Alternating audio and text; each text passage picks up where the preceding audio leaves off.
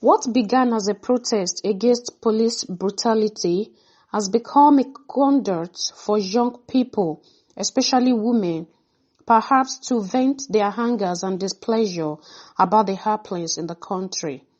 So here are the list of women who were actively involved in the EndSars protest. And number one on our list is Rino Oduala. She is on the panel of a judicial inquiry in Lagos looking into police abuse. She was among tens of thousands of young Nigerians, including many women who made history with the protest that swept the country in the past 6 weeks against police brutality. Ms. Oduala is just 22 years and very outspoken, and it seems the Nigeria government feels so threatened by this young lady that her bank account has been frozen. She was one of the first to take to the street after a video went viral of a man allegedly killed by the unmanned notorious Special Anti-Robbery Squad, SARS, sparking what became known as the EndSars demonstrations.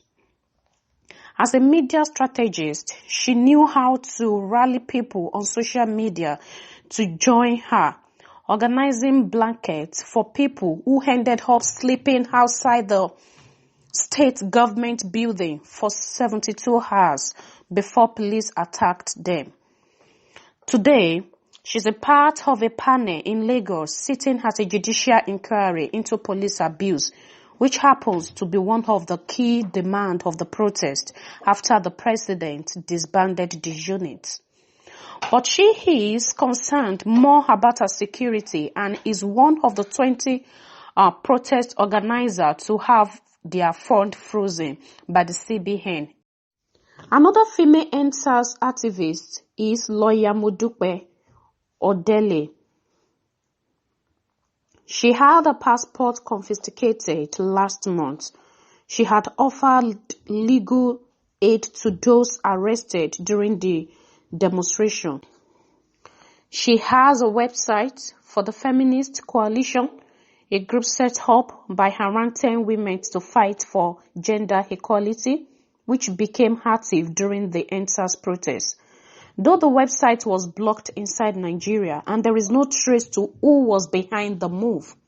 During the protest, the non-governmental organization raised about $385 through crowdfunding and spent part of this money on legal services for those protesters who were arrested. Also to pay for the medical bills for those wounded during the protest and as well to provide daily refreshment for the protesters. Though the group says the rest of the funds are to be used to provide support, including mental health counseling for victims of police brutality and the families of those who died during the protest.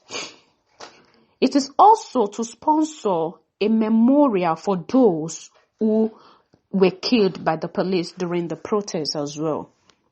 So now, when we talk about the EndSars backbone, no one knows this better than Aisha Yusufu.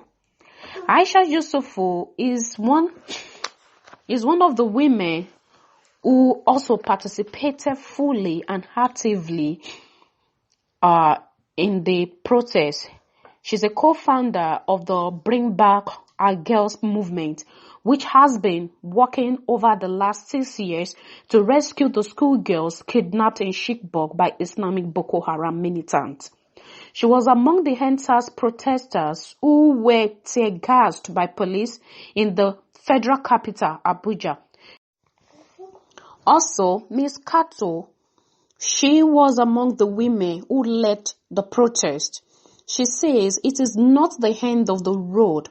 The fact that young people are re-strategizing, going back to the drawing board and looking for several ways to get their voices to be heard does not mean that we have stopped protesting, she says.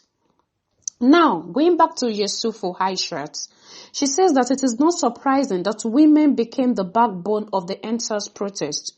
Women have always been the ones who get things done. Any protest that led to a change has always been women-led, she said.